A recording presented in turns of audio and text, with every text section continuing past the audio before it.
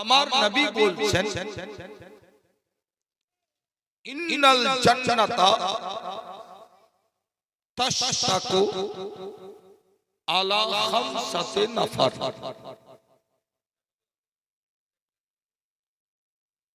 হাসরের মাঠে 5 প্রকারের ব্যক্তিকে জান্নাত বলবে জাল্লা 5 প্রকারের ব্যক্তি তুমি আমার জান্নাতে দিয়ে দাও। দুনিয়া তো ডিমান্ড করে, সবাই বলছে আমি জান্নাতে যাব, সবাই বলছে আমি জান্নাতে যাব, কিন্তু জান্নাত কাকে কাকে নিবে ওরও তো আল্লাহর কাছে কিছু দরখাস্ত করার আছে না? নাই? ওরও তো দরখাস্ত আছে। ছেলের বিয়ে জুড়েছে, বাপ বলছে অমুককে লিব, তমুককে লিব, তমুককে লিব, বেটা রাগ করে বলছে তাহলে তুমি যাও, আমি কেন রে? আমার 10টা বন্ধু লাগবে, কি করবে? ছেলে বাদ দিয়ে যাবে, ছেলেকে সাথে নিয়ে যাবে, সাথে নিয়ে যাবে, কারণ ছেলেরই বিয়ে, ছেলের বউ, ছেলের শাশুড়ি, ছেলের শ্বশুর, আর ছেলেকে বাদ দিয়ে গেলে তো হবে না। আমার নবী বলেন হাসরের মাঠে জান্নাত আল্লাহকে বলবে মাওলা গো তোমার 5 প্রকারের বান্দা আমার জান্নাতে দিয়ে দাও। জোরে বলেন কয় প্রকার বললাম? এই 5-এর মধ্যে একটাতে ঢুকে। বলার উদ্দেশ্য এটা যে 5টার মধ্যে একটাতে ঢুকে।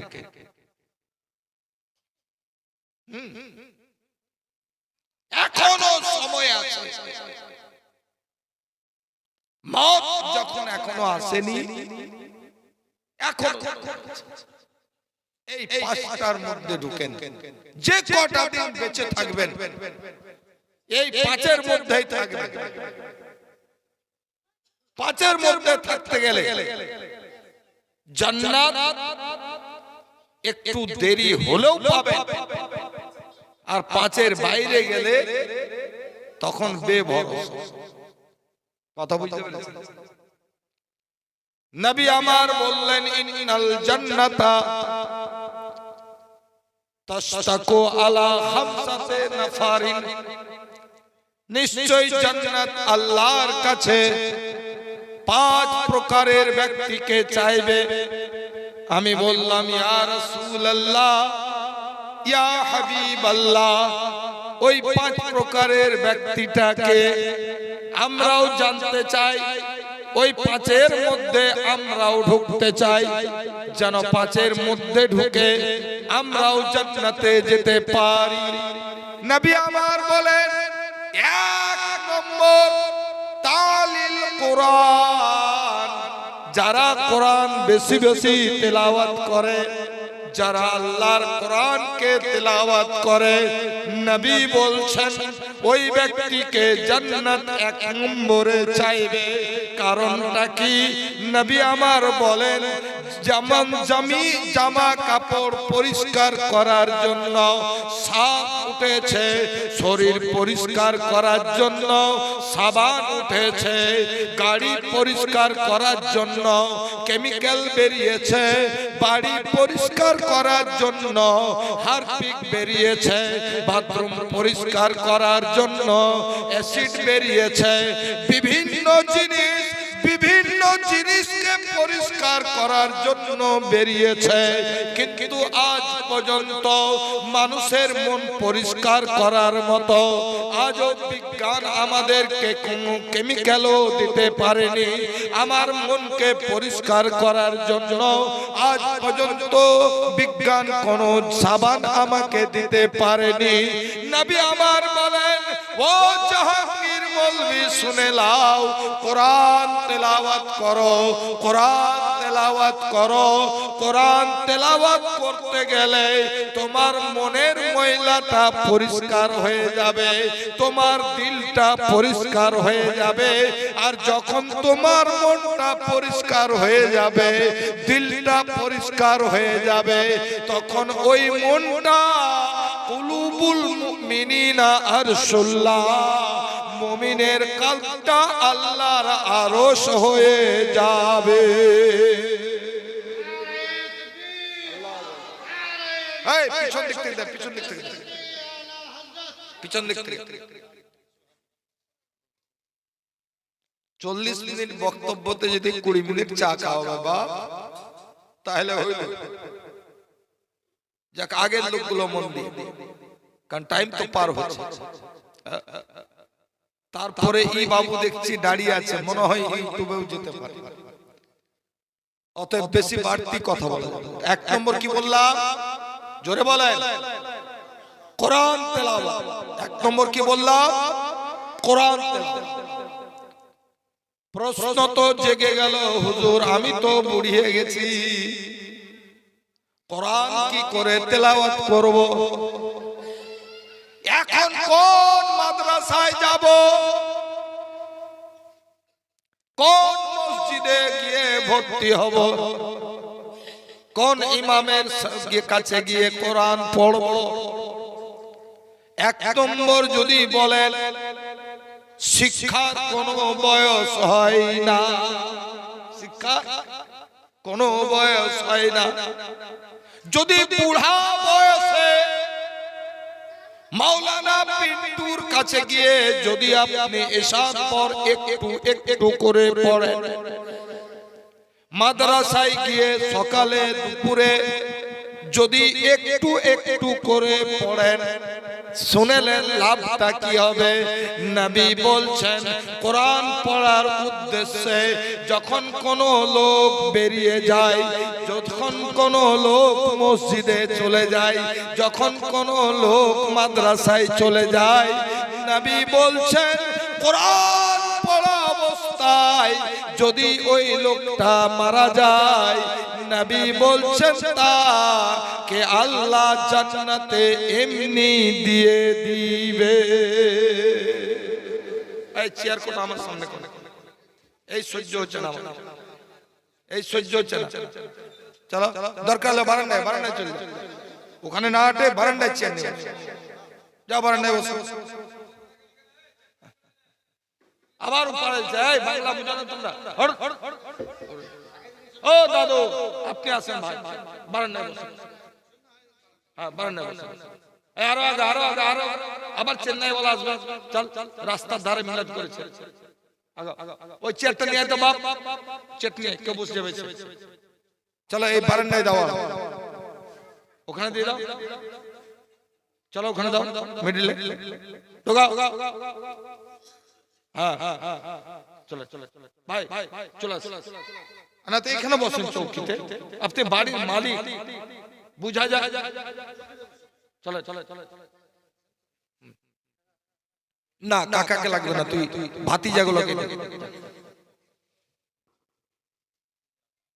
দ্বিতীয় পয়েন্ট আপনারা বুঝতেই পারলেন, এবার বুঝুন। চায়ের কাপ যেদিক সেদিক ফেলে দেবেন, আনতে যাবেন আর তুই ঘুরবি না। তুই কি করছিস? চা যদি বেশি থেকে যায় একটু কেটলিতে দিয়ে দিবি, আমি বাড়ি নিয়ে চলে যাবো, গিয়ে বাড়িতে গিয়ে খাবো। চলো ব্যাঘাতটা করতে হবে, চল হাট হাট হাট হাট হাট হাট হাট, ব্যাঘাতটা করে দিস। চল চল, হয়েছে বসেন, এখানে বসতে পারে, এখানে আসলে শীতের দিনে চেয়ারের থেকে নিচে বসে আরাম, এই জন্য মাদ্রাসা জালসায় লাড়া করেছিলাম। কিছু লোক বলছে লাড়া তো বসবো, বসে দেখো আরাম বসা পার বলছে হ্যাঁ ঠিকই বলেছে গো, ইয়াই তো আরাম বেশি, চেয়ারে পায়ে ঠান্ডা লাগে কত লাগে। তো কি বলছিলাম, নবী আমার বলে যদি কোন বান্দা বান্দি কোরআন শরীফ পড়তে যায়, বয়স যতই হোক না কেন, ছোট হোক চাহে বড় হোক, যখন কোরআন শরীফ পড়তে যাবে ও তালেবে ইলমের দরজা পাবে। আর তালেবে ইলমের দরজা আছে, পড়াকালীন যদি মারা যায় আল্লাহ তাকে জান্নাতে দিয়ে দিবে। কোরআন মুসলমান শুনেলেন, যদি ওটাও সময় না হয় তাহলে দ্বিতীয় ধাপ হচ্ছে কোরআন শুনেন।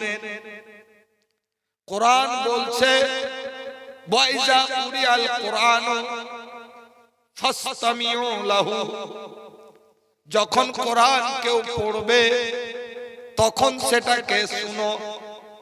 আমি বললাম ইয়া রাসূলুল্লাহ লাভ কি? বলো কোরআন পড়নে वाला के যতটা নেকি দেওয়া হবে, কোরআন শুননে वाला के অতটাই নেকি দেওয়া হবে। এই হাদিসে এটা লেখা নাই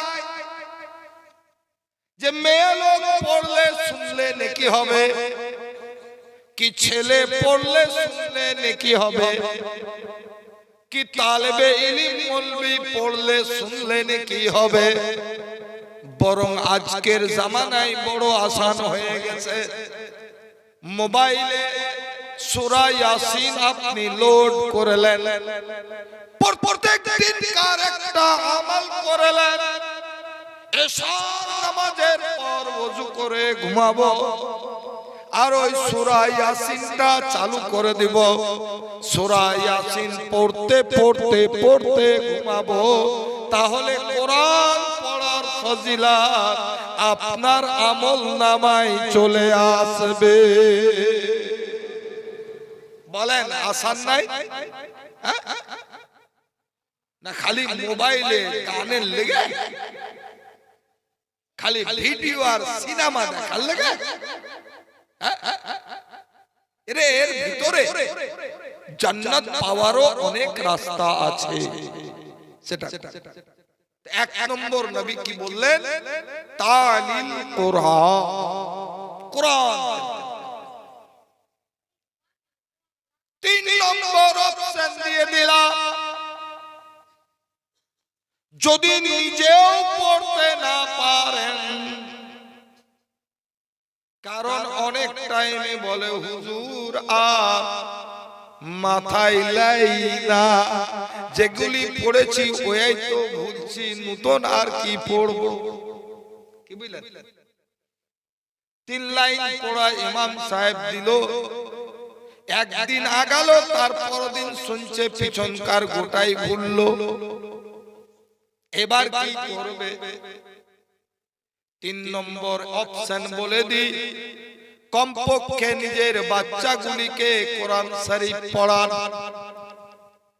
বুখারী শরীফের হাদিস, নবী আমার বলছেন হযরতে ঈসা পয়গম্বর একটা কবরস্থান দিয়ে যাচ্ছেন। নবী ছিলেন, নবীর চোখ আলাদা, উম্মতের চোখ আলাদা। উম্মতের চোখ জমিনের উপর দেখে, নবীর চোখ জমিনের ভিতরও দেখে। ঈসা পয়গম্বর দেখলেন একটা কবরে আযাব হচ্ছে, আল্লাহকে জিজ্ঞেস করলেন মাওলা এর কবরে এত আযাব কেন, এত কষ্ট কেন, এত আগুন কেন? আল্লাহ বললেন এই ব্যক্তি একটা বিচারক ছিল, কাজী ছিল, কিন্তু যেদিকে মাল পেত, বিচার সেই দিকে চলে যেত। এর জমি ওকে দিয়ে দিত, ওর জমি ওকে দিয়ে দিত। যখনই মাপতে যেত, 1 ফুট যে টাকা দিল তার দিকে চেপে গেল। এই ছিল তার ব্যবসা। এই জন্য অনেক টাকা রোজগার করেছিল। কিন্তু যখন মরণের কাছাকাছি হয়ে গেল, পেটটা একেবারে ফুলে গিয়েছে, পেটের যন্ত্রণায় ছটফট করছে, কিছু খেতে পারে না। যে ঢেকুরটা বেরোচ্ছে সেটাও গন্ধ বেরোচ্ছে। তখন করলোটা কি জানেন? কাজী তো বুঝে গেল আমার আর উপায় নাই। কাজী করলো কি জানেন? নিজের স্ত্রীকে বলল, আমি যে পাপ করেছি, আমার জান্নাতে যাওয়ার রাস্তা নাই, তবে এক কাজ করিস, এই যে বাচ্চাটা, এই বাচ্চাটা যখন 4 বছর বয়স হবে, তখন এই বাচ্চাটাকে এক কাজ করবি, মাদ্রাসা কিংবা মসজিদে দিয়ে দিবি, গিয়ে আল্লাহর কালাম পড়বে। হযরতে ঈসা পয়গম্বর করলেন নাকি জানেন? অনেক দিন পর যখন ঘুরে আসছেন, তখন দেখছেন ওই কবরে জান্নাতের বিছানা রয়েছে, তার শরীরে জান্নাতি লেবাস রয়েছে। ঈসা পয়গম্বর জিজ্ঞেস করলেন, আল্লাহ, এই তো কয়েকদিন আগে আমি যখন যাচ্ছিলাম কবরে আযাব হচ্ছিল, এমন কোন নেকির কাজ করলো যে তার কবরে জান্নাতের বিছানা, তার শরীরে জান্নাতি লেবাস?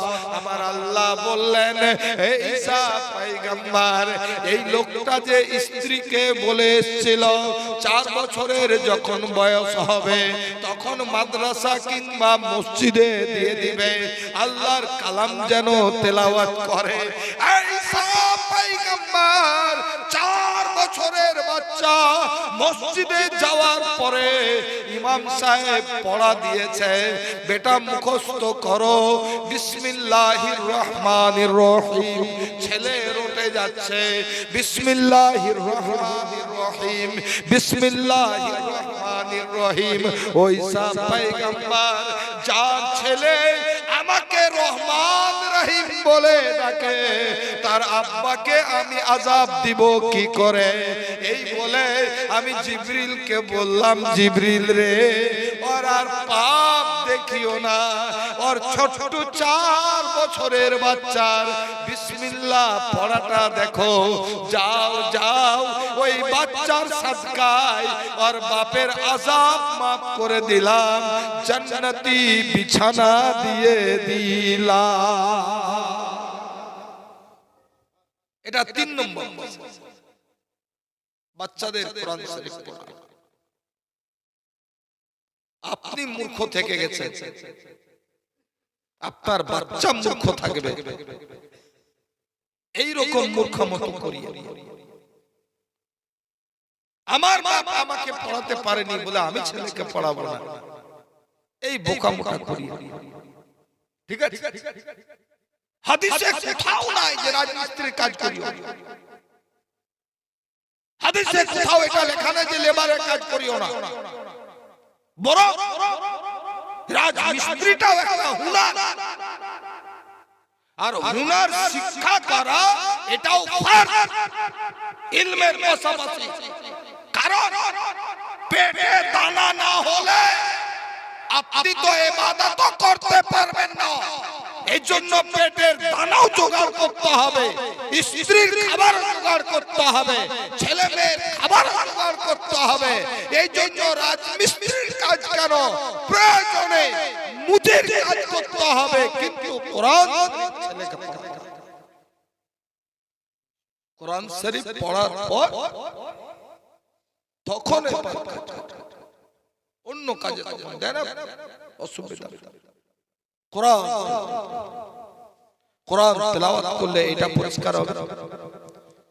আর যে কোরআন তেলাওয়াত করবে তার মুখে বোতল ঢুকবে না। বুঝতে পারলেন? ডেলি না পারলেও সপ্তাহে একদিন যদি কোরআন তেলাওয়াত করে, ওসিয়ত করে যদি মরে যে তুই খেতে দিস চাহে না দিস, তোকে কমপক্ষে একদিনও সপ্তাহে কোরআন তেলাওয়াত করতে হবে। কমপক্ষে ছেলেটা বোতল ধরবে, কমপক্ষে ছেলেটা গাঁজার কলকা ধরবে, কমপক্ষে হিরোইনের বাতাসে খাবে। কারণ কোরআন পড়লে দিল পরিষ্কার হয়। এক নম্বর পয়েন্ট তালিল কোরআন, কোরআন তিলাওয়াত করা। নিজের ছেলেদেরকে কোরআন পড়াবেন তো? হাত তোলেন, বলেন ইনশাআল্লাহ পড়াবো। বাবলু ভাইয়ের ছেলে মেয়ে আর নাই পড়াবার মতো নাকি? পোতাপতি আছে তো? পড়ছে আলহামদুলিল্লাহ। লাতি পোতাদেরকে পড়াবেন তো? হ্যাঁ, হাত তোলেন। হ্যাঁ, পড়ো পড়ো মাশাআল্লাহ। ঠিক আছে, আমি পাপ করেছি বলে আমার ছেলেকে পাপ করতে বলবো?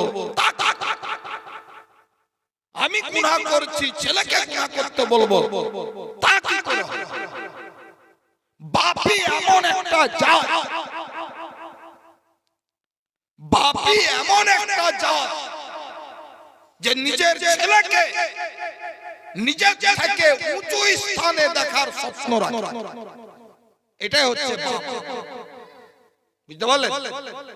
নিজের ছেলেকে নিজের থেকে ভালো থাকার স্বপ্ন দেখে, যে আমার থেকে যেন বড় মিস্ত্রি হয়, আমার থেকে যেন বড় গাড়ি চালায়, আমার থেকে যেন ভালো খায়, আমার থেকে যেন স্ট্যাটাস বেশি হয়, আমার থেকে যেন দাতা বেশি হয়, আমার থেকে যেন পরেজগার বেশি হয়, আমার থেকে যেন আল্লাহ ওয়ালা বেশি হয়।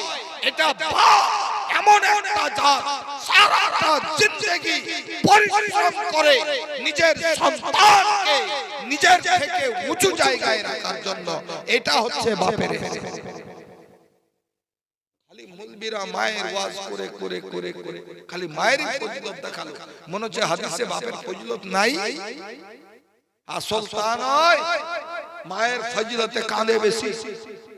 বুঝতে পারলেন? মায়ের গজলে নজরানা আসে বেশি।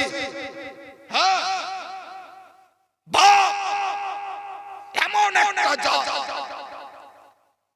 নিজের সব ছেলের জন্য শেষ করে, ছেলের স্কুল ফি মেটাতে গিয়ে সব ভালো জুতা পরার কিন্তু পরেন, ছেলের কিতাব বই কিনতে গিয়ে ওর শখ আছে যে একটা মোটর সাইকেল কিনবো, কিন্তু কিনে না। ছেলের সুস্থতা দেখে ওর শখ ছিল 4 চাকা কিনবো, ছেলেকে সুখ দিতে গিয়ে 4 চাকার আনন্দ লাই না। একটা বাপ পুষ মাসের শীতেও সকাল 4টার সময় গোরস্থানের ওখানে দাঁড়াবেন, এক ধরনের বাপকে দেখতে পাবেন, লুঙ্গি পরে আছে, পায়ে জুতা নাই, হাওয়াই চপ্পল, সাইকেল চালাচ্ছে, হাঁটু পর্যন্ত উঠে গেছে লুঙ্গি, জুস একটা কিনতে পারেনি, ফুল প্যান্ট পরে না, বেগুনের ঢাকি নিয়ে, মূলার ঢাকি নিয়ে, মাছের হাড়ি নিয়ে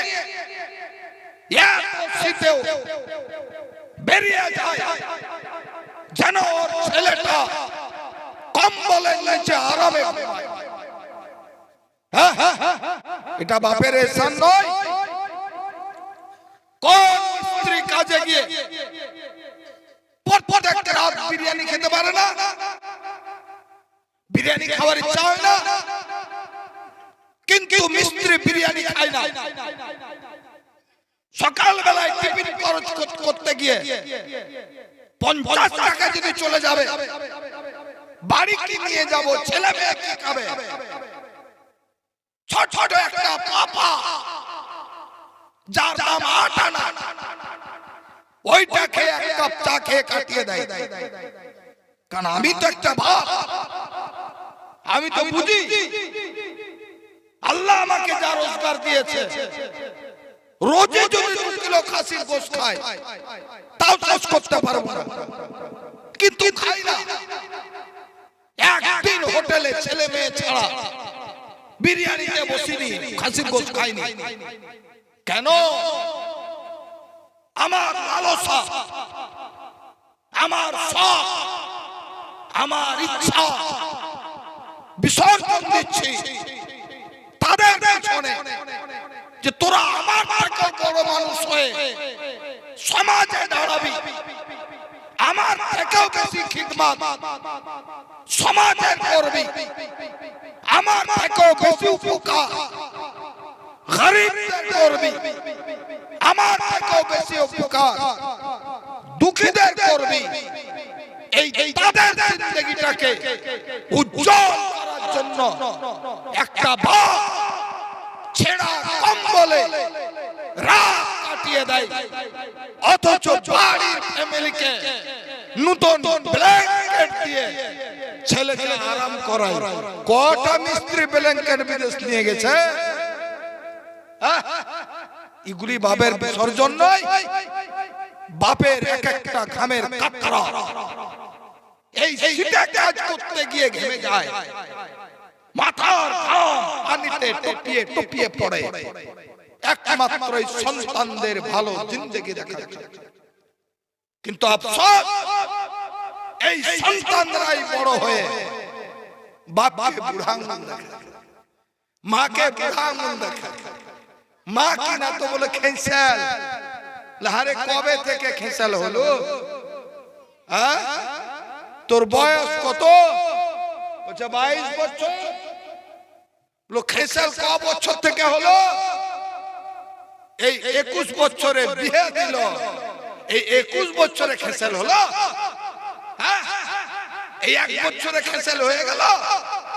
আর 21 বছর তোর মা ভালো ছিল, তোর বাপ ভালো ছিল। দুঃখ লাগে এই সব সন্তানের জিন্দেগি শুনলে। অতএব বাবুরা আমার, যাদের বাপ মা বেঁচে আছে বড় নেয়ামত, তাদের খিদমত করো। আমার ওই তো বলা মুখ বেড়ে যাচ্ছে, কি বুঝলেন? বলা মুখ না বেড়ে যাচ্ছে।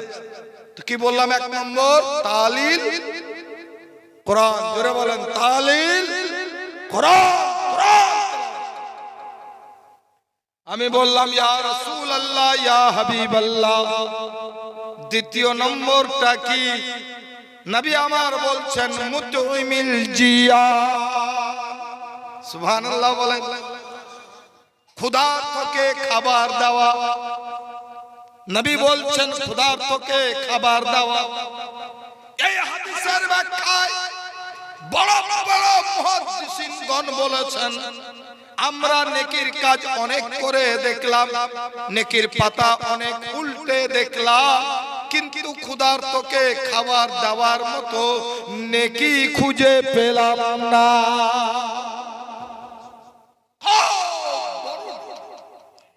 এই কারণে সাহাবীরা করতেন কি জানেন?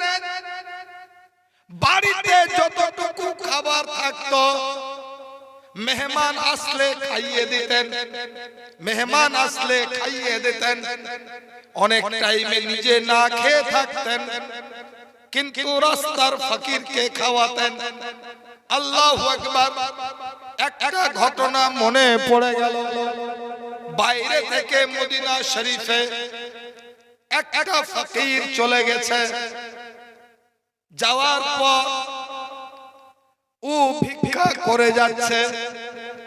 যেতে যেতে দেখছে রাস্তার ধারে একটা বুড়া জবের শুকনো রুটি চিবিয়ে চিবিয়ে খাচ্ছে। এই রকম রাস্তার ধারে বৈঠকে বসে, দরওয়াজা খোলা আছে, জবের শুকনো রুটি চিবিয়ে চিবিয়ে বয়স্ক লোকটা খাচ্ছে। কিন্তু এই লোককে এত খিদে লেগেছে, থামতে না পেরে বলছে, ওগো বাপজি,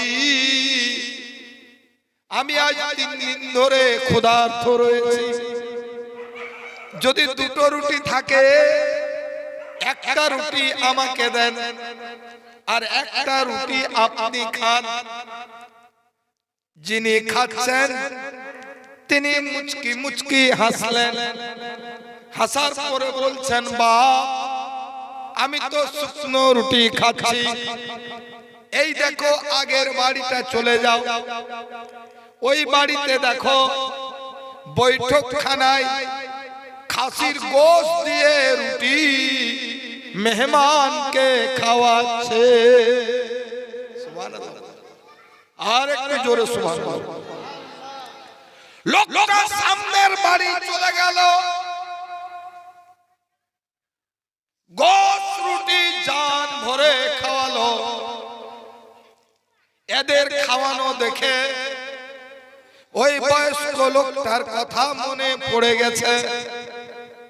লোকটা বলছে, বাপ এক কাজ করো, আমি তো পেট ভরে খেলাম, জান ভরে খেলাম, কিন্তু যদি এক বাটি তরকারি দাও বড় উপকার হয়। জিজ্ঞেস করছে, কি করবেন তরকারি? লই দেখো বৈঠকখানায় একটা বয়স্ক লোক শুকনো রুটি চিবিয়ে চিবিয়ে খাচ্ছে, বিনা তরকারিতে। ময়া লাগলো, তাই তাকে তরকারিটা দিব। এই বয়স্ককে উনারা জিজ্ঞেস করলেন, ওই বয়স্ক লোকটাকে আপনি চিনেন? না বাবা, আমি তো বাইরের লোক, উনাকে চিনি না। আমাদেরকে চিনেন? বাবা তোমাদের কেউ চিনি না। ইনারা উত্তর করলেন, শুনেন তাহলে ওই যে বয়স্ক লোকটা দেখলেন, এটাই হচ্ছেন নবীর জামাই, মা ফাতেমার স্বামী হযরতে আলীল মুর্তজা, যিনি শুকনো রুটি খাচ্ছেন। আর এইটাই হচ্ছে উনারই বাড়ি, আর উনারই আমরা সন্তান। মেহমানদেরকে গোশত দিয়ে রুটি খাওয়াচ্ছি। শোনো, নবীর খানদান এইরকম এক জাতকে বলা হয় যিনারা নিজে শুকনো রুটি খাওয়ান, কিন্তু উম্মতে মুহাম্মাদীকে গোশত রুটি খাইয়ে শিখতে শিখান। ওরে আমার উম্মতেরা, ওরে আমার নবীর গোলামেরা, ওরে আমার নবীর উম্মতেরা, শুনে নাও, শুনে নাও। দরকার হলে নিজে খাবার কম খেও, কিন্তু গরিবকে পেট ভরে খাওয়ায়ো। কারণ নবী বলেছেন, মুতমিল জিয়ান জান্নাত দ্বিতীয় নম্বরে রাখবে যারা ক্ষুধার্তকে খাবার দেয়। আর এই বাড়িতে থাকার পরেও মেয়ে লোক বলছে, অন্য জায়গা যাও না জি, এখন দুপুর বেলায় কোনটা পাবো? এই মা, একটু মুড়ি তরকারি খেয়ে তোমার আর দুপুরটা কাটানো যায় না? কেউ খাবারদার খাবারদার ঘোরাবেন। এটা নবীর সুন্নাত, সাহাবীদের সুন্নাত, শেরে খোদার সুন্নাত, মা ফাতেমার সুন্নাত। আর একটা riwayat শুনিয়ে দিই আপনাদেরকে, যে যেমন লোক সে তেমনি মানত করে। ধনী ব্যক্তি যদি হয়, অসুস্থ হয়ে গেলে গরু মানত করে। যদি দুর্বল মাঝারি ব্যক্তি হয়, অসুস্থ হয়ে গেলে জানের সাদকা হিসাবে খাসি কিংবা ছাগল মানত করে। যদি একেবারে গরিব হয়, পরামর্শ দিই কমপক্ষে একটা মুরগি সাদকা করে। কারণ নবী বলেছেন, তোমাদের অসুখের ট্রিটমেন্ট সাদকা দিয়ে করো। এটা নবীর হাদিস, সাদকা দিয়ে করো। কিন্তু সুবহানাল্লাহ, হযরতে হাসান হোসেন দুইজনের একসাথে জ্বর, গাছামো ওষুধ খাওয়াচ্ছেন, জ্বর কমে না। হাসান হোসেনকে দেখতে অনেক সাহাবী এসেছেন, পরামর্শ দিলেন, ওগো ফাতেমা, তোমার ছেলেদের জন্য কিছু সাদকা করো। মা ফাতেমা বাড়ি ঘর হাতড়ে দেখছেন কিছুই তো নাই, সাদকাই বা কি করব? বললেন, আল্লাহ আমার ছেলেদেরকে ভালো করে দাও। আমি 3টে রোজা সাদকা করলাম। শেরে খোদা শুনে বলছেন, ওগো আল্লাহ, আমার ছেলেদের ভালো করে দাও। উনি মা হয়ে যদি 3টে রোজা রাখেন, আমিও আব্বা হয়ে 3টে রোজা সাদকা করলাম। মা ফাতেমার বাড়িতে একটা দাসী ছিলেন। ইনি বলছেন, মাওলা, হাসান হোসেনকে জন্ম হয়তো আমি দিইনি, কিন্তু মা ফাতেমার থেকে আমি হাসান হোসেনকে কম ভালোবাসি না। আল্লাহর কসম, নিজের সন্তানদের থেকে আমি হাসান হোসেনকেই বেশি ভালোবাসি। অতএব আল্লাহ, হাসান হোসেনকে সুস্থ করে দাও। 3টে রোজা সাদকা করলাম। 3টে রোজা রাখছেন, রোজা রেখেছেন। ভোরের বেলায় খেয়ে সন্ধ্যা বেলায় ইফতার করবেন। দুপুর বেলায় শেরে খোদাকে বলছেন, মা ফাতেমা, ওগো আলী, রোজা যখন 3 জনেই রেখেছি, খাবার যখন নাই, তো ইফতারের তো একটু কিছু ব্যবস্থা করেন। ইনি করলেন কি, এক ইহুদির বাড়ি থেকে কিছুটা জব ধার নিয়ে এলেন। নিয়ে আসার পর ওই জবটাকে মা ফাতেমা পিসলেন, 3 ভাগ করলেন 3 দিনের জন্য। একখানা করে রুটি করেছেন। স্বামী একখানা খাবেন, মা ফাতেমা একখানা খাবেন, দাসী একখানা খাবে। আল্লাহু আকবার, আল্লাহু আকবার। আল্লাহর পরীক্ষা আরম্ভ হয়ে গেল। দুনিয়াকে শিক্ষা দিবার জন্য, দুনিয়া যেন বলতে না পারে নবী যে বলেছেন ফাতেমা জান্নাতি রমণীদের সরদার হবে। এমনি এমনি তো হবে না, কাজ তো কিছু করে দেখাতে হবে, আমল তো কিছু লাগবে বাবা। হুজুর বলে তো এমনি কেউ মেনে নিবে না, যে সে হুজুর সাজলে তো মেনে নিবে না, পা কেন হাতও চুমবে না। আল্লাহু আকবার। সন্ধ্যার বেলায় আল্লাহর ইচ্ছা, এক ফকির গিয়ে দরওয়াজায় দাঁড়িয়ে গেল। বলছে, ওগো নবীর বেটি ফাতেমা, গোটা মদিনা ঘুরলাম, ক্ষুধায় ছটফট করছি, একটু খাবার পাই না। 3 দিন ধরে ক্ষুধার্ত রয়েছি, বড় আশা করে এসেছি, এটা আহলে বায়তের ঘর, এখান থেকে ঘুরে যেতে হবে না। বলা যেমন ছিল, মা ফাতেমা নিজের রুটি দিয়ে দিলেন, শেরে খোদা নিজের রুটি দিয়ে দিলেন, দাসীও নিজের রুটি দিয়ে দিলেন। ফকির দোয়া করতে করতে চলে গেল। চাইছিলাম একটা, পেলাম 3টা। দোয়া করতে করতে চলে গেল। পানি দিয়েই ইফতার হয়ে গেল, পানি দিয়েই রোজা রাখা হয়ে গেল। পরের দিন আবার তাই করেছেন। আবার এক ফকির চলে এসেছে, আবার ওই রুটি চাইছে। ইনিও আজকে রুটি দিয়ে দিলেন। পরের দিন আবার ফকির চলে এলো, আবার রুটি দিয়ে দিলেন। আল্লাহু আকবার। আল্লাহ বলেন, ও জগৎবাসী শুনে নাও, আমার নবীর বেটির আখলাক তো দেখে নাও, চরিত্র তো দেখে নাও, আদর্শ তো দেখে নাও। নিজে না খাইয়ে গরিবদেরকে খাইয়ে দেয়। অতএব ভাইরা আমার, যদি ক্ষুধা খাবার চাই, তাকে কোনোদিন ঘোরাবেন না।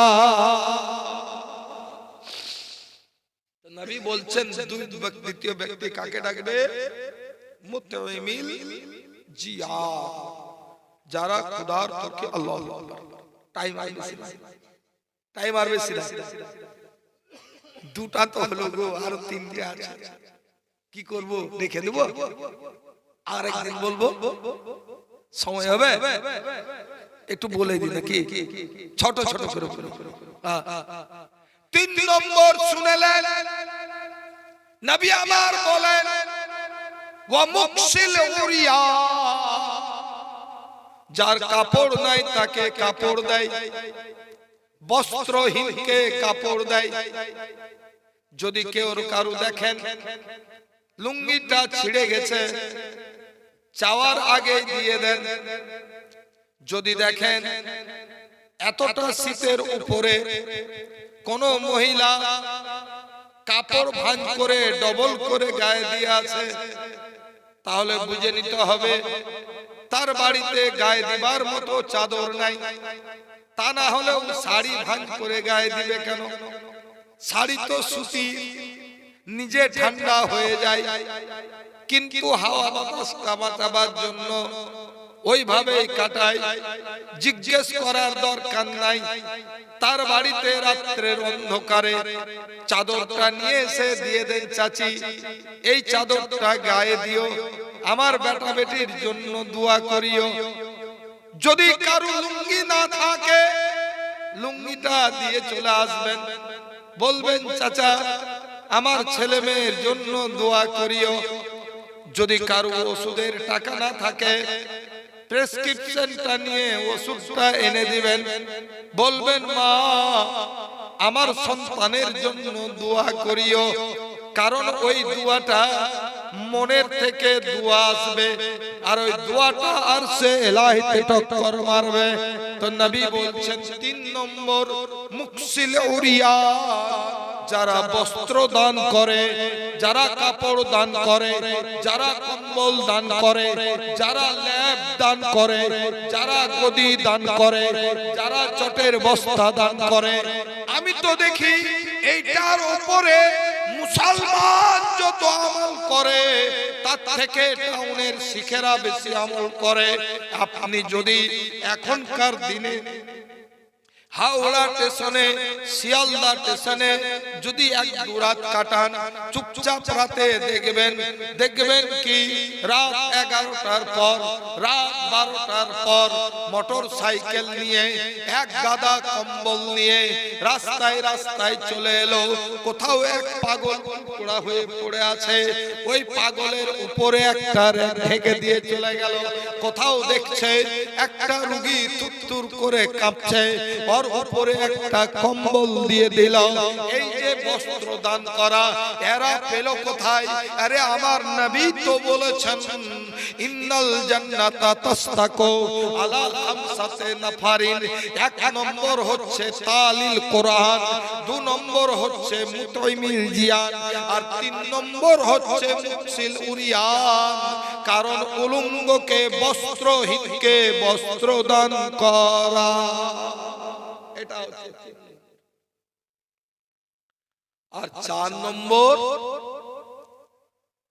নবী আমার বলেন, শুনে নাও, আজ মুসলমানের সুগার হয়ে গেছে বাবা, ইমানে টাইফয়েড হয়ে গেছে। টাইফয়েডের কাজ কি জানেন? যেগুলো খেতে ক্ষতি, খেলে ক্ষতি ওইটাই খেতে ইচ্ছা হবে, আর যেটা খেয়ে লাভ ওটা খাবার ইচ্ছা হবে। যদি এই রকম হয় আর ঘুসঘুসানি জ্বর হয় তো জানতে হবে টাইফয়েড, জানতে হবে টাইফয়েড। ও একটু লং ট্রিটমেন্ট নাই, 1 দিন 2 দিনে শেষ হয় না। কারো 15 দিন, কারো 1 মাস, কারো 2 মাস। যার যেমন জান থাকে তাকে তেমনি কোর্স ডাক্তার দেয়, বুঝতে পারলেন?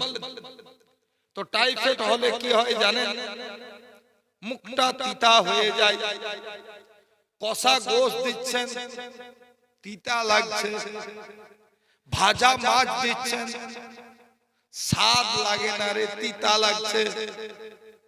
তো বলে মিষ্টি খাওয়া, মিষ্টি খাওয়াচ্ছেন, তাই তো রে মিষ্টিও তিতা লাগছে। আবার ওকে যখন আমরার আচার দেওয়া হয়েছে, এবার ভালো লাগছে, এবার ভালো লাগছে, একটু স্বাদ লাগছে।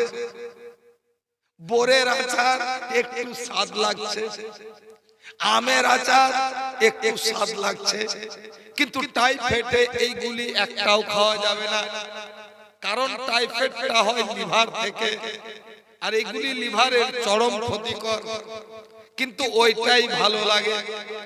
তো যখন দেখবেন মুসলমানের হাদিস কোরআন শুনতে ভালো লাগে না, তাহলে জানতে হবে ইমানে টাইফয়েড হয়ে গেছে। গান বাজনায় শুনতে ভালো লাগছে, জানতে হবে টাইফয়েড হয়ে গেছে। আর এই টাইফয়েডকে দূর করার জন্য কোন বুজুর্গের হাত ধরে তওবা করেন আর কোরআন শরীফ বেশি বেশি তেলাওয়াত করেন, দিলের টাইফয়েডের ওষুধ হচ্ছে কোরআন তেলাওয়াত। কথা বুঝতে পারলেন? তো 4 নম্বর কি,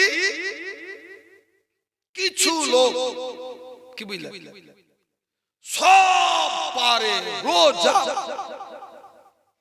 ওকে রোজা ওকে রোজা খুবই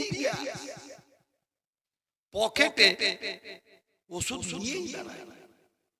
বাই চান্স কোন মৌলবীর সঙ্গে যদি সাক্ষাৎ হয়ে যায়, যদি জিজ্ঞেস করে যে ভাই রোজা রাখেননি, তো চট করে ওষুধ, এই দেখেন অবস্থা ভালো না, এই ওষুধ চলছে, তো দিনে 2 বার এত গ্যাস যে দিনে 3 বার করে খেতে হয়, তো রোজা রাখি তার গ্যাসের ওষুধ খাওয়া যাবে না, এই লেগে রোজা ছেড়ে।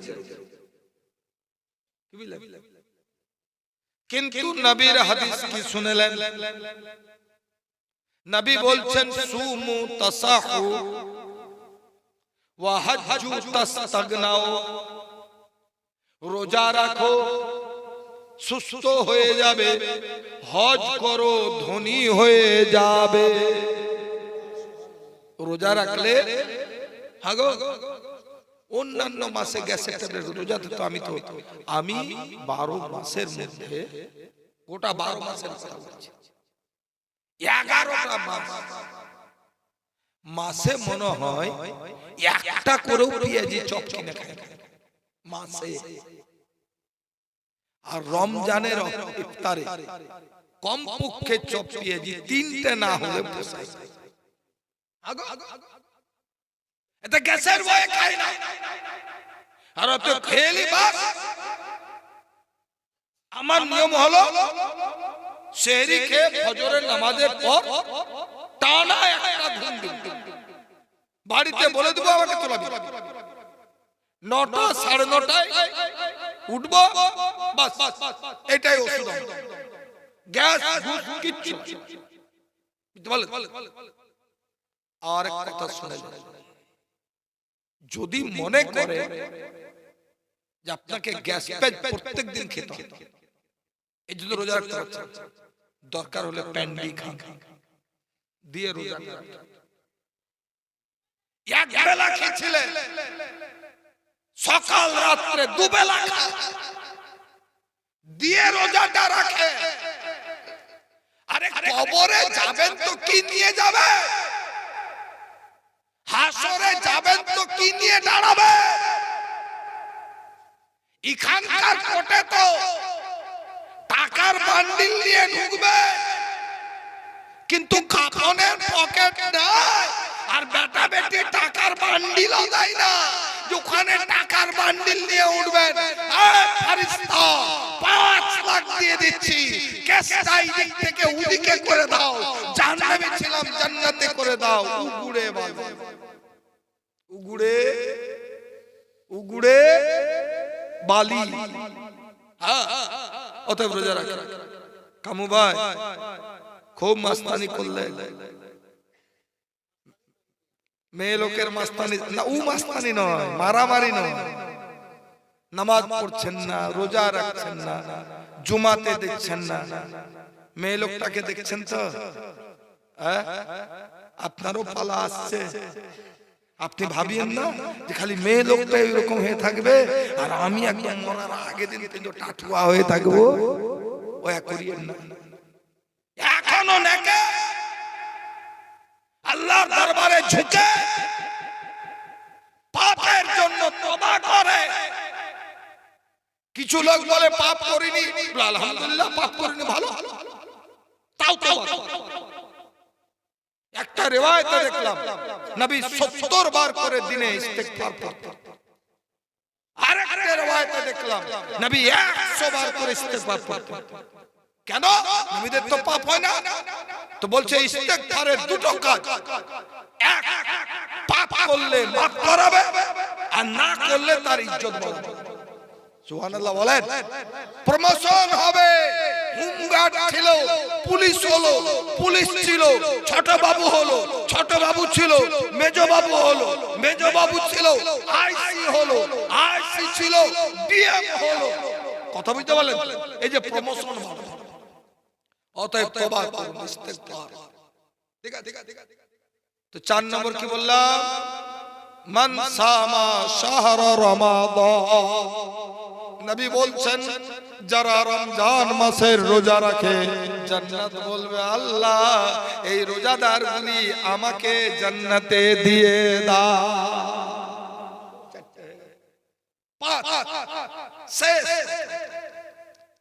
5 নম্বর নবী বললেন ওয়ামান সাল্লা হাবিবার রহমান, আর যে ব্যক্তি নবীর উপরে দুরূদ শরীফ পড়লো। সুবহানাল্লাহ। এই কারণেই মুসলমান চলতে ফিরতে উঠতে বসতে ঘুমাতে নামাজের পরে নামাজের আগে গোসলের পরে গোসলের আগে বাজার যাওয়ার আগে বাজার যাওয়ার পরে রাত্রে ঘুমাবার আগে রাত্রে ঘুমাবার পরে ফজরে উঠার আগে উঠার পরে বেশি বেশি দুরূদ শরীফ পড়েন। যারা নবীর দরুদ পড়বে যত বেশি তারা হাসরে নবীর থেকে তত কাছাকাছি উঠবে আর নবী সুপারিশ করে তাদেরকে জান্নাতে নিয়ে যাবে। দরুদ এই 5টা মধ্যে একটাতে থাকতেই হবে আজকে প্রতিজ্ঞা করে, আর পারলে 5টাতেই থাকে, তাহলে প্রমোশনটা আরো বাড়বে। কারণ জান্নাতের তো এই ধাপ আছে না, সবাই যে এক ঘরে ঢুকবে তা নয়, যার যেমন আমল তার তেমনি বাড়ি। কি বুঝলেন? খালি দোয়া মমি করতো আল্লাহ জান্নাতুল ফিরদৌস দিয়ে দাও, আল্লাহ তো বলবে তুই যার জন্য দোয়া করেছিস জান্নাতুল ফিরদৌসের কি কাজ করেছে। কারণ জান্নাতুল ফিরদৌস একমাত্র নবী এবং নবীর গোলামদের জন্য, নবীর যারা খিদমত করে তাদের খালি দোয়া করতে হবে। শুধু তাই নয় গো, আমি একটা লোককে বলেছিলাম, বলছে হুজুর আপনি জানাজাটা পড়েন। মিথ্যা কথা বলছি না, নবীর ডাইস। আমি বললাম বাবা জানাজা তো পড়াবো, কিন্তু দুয়া কোন বাহানায় করব? কোন নেকির কাজ করবেন তবে না দুয়ার বাহানা করব। একদিনও জুমা পর্যন্ত পড়তে গেলেন না আর আমি দোয়া করব আল্লাহ জান্নাত দিয়ে দাও, একটা তো বাহানা লাগবে। তো বাহানা গুলো তৈরি করে, অতএব নামাজ পড়েন, রোজা রাখেন। সামনে রোজা আসছে, বলছে হুজুর খাবো কি? আমি বললাম এটা কে বললো? আমার বাড়িতে সারফুল কাজ করলো, লোকের বাড়িতে রাখতো কিনা জানি না। আমি সারফুলকে বললাম আছে, জিজ্ঞেস করে। সারফুলকে বললাম, লেবারকে বললাম, সব কাজ তোরা কর, কিন্তু রোজা রাখতে হবে, তাতে যা করবি কর। বলছে কাকা এক মাস যদি কাজ বন্ধ করে পেট চলবে কি করে? লোয়া জানি না, রোজা রাখতে হবে। ঠিক আছে রোজা রাখবো। যা যখন রোজা রাখবি তাহলে একটু আসানি করে দিলাম। হ্যাঁ 3টে পর্যন্ত কাজ করতে হবে না, 2টা পর্যন্ত আর করতে হবে না। এক কাজ কর, সকালে একটু তাড়াতাড়ি আসবি 8টার দিকে, আর একটাই ছেড়ে দিবি। গোটা রমজান মিস্ত্রিও রোজা রাখলো, লেবারও রাখলো, ওরাই তো রাখলো। হ্যাঁ জিজ্ঞেস করেন সারফুত আছে গোটা মাস। ওই তারপর এর বেটাটা গো, এই যে কি বলে, এই যে এইখানে করে যাবলের বাড়ির পরে আব্বাটা মারা গেছে। হ্যাঁ আলী কাতেবিন কাতেবিন কাতেবিন না যাবল কাতেবিনের বেটা ছিল, বুঝলেন? সোজা ছেলে, গোটা মাস রোজা রাখলো, বুঝলেন? লেবারের কাজ করলো, মশলা মাখলো, কটকটে রোজ মিস্ত্রির কাজ করছে, বাইরের কাজ। আমি আবার তিরপল টেনে ব্যবস্থা করলাম যে তিরপলের ভিতরে কাজগুলো হ্যাঁ ভাইরা তো কষ্ট তো করতে হবে। তবে শুনেলেন আরেকটা কথা বলে দিল, ওই কাজ করার টাইমে দেখছি একটা রাধানগরের বুড়া দাঁড়িয়ে আছে। মাঝারকে বললাম এক ভ্যান পাথর পাঠাও, তো ভ্যান চালিয়ে বুঝে এক ভ্যান নিয়ে এসছে পাথর। তো আমি জিজ্ঞেস করছি, চাচা রোজা রেখেছেন? বলছে বাপ এক মাস তো রোজা না রাখলে হয়, একটু কষ্ট করে রাখি। ভাগো রোজা রেখে ভ্যান চালাতে পারেন? বেটা 10টা 11টা কোন কোন দিন 12টা পর্যন্ত চালাই দিয়ে আর পারি। হ্যাঁ তখন গোসল টোসলকে নামাজ পড়ে একটু আরাম। তাই আমি বললাম তোর ভাড়া কত? বললো 50 টাকা 5 মাস। আরো 50 টাকা দেবে ইফতারটা। সুবহানাল্লাহ। তুই যদি রাখতে পারে, আপনার তো 80 কিলো কেন দিয়ে 1 কুইন্টাল ওজন আর মাংস ভুঁড়ি বাদ দিয়ে 80 কিলো গোশতি বাড়াবে আপনার শরীরে, আর আপনি বলছেন রোজা রাখতে পারি না? এই কোন কথা? সামনে রোজা, রোজা রাখো, নামাজ পড়ো, যাদের উপরে হজ ফরজ হয়েছে হজ করো, যাকাত। আল্লাহ যেন তৌফিক দান করেন এই 5টা দিকে অবশ্যই যেন আমরা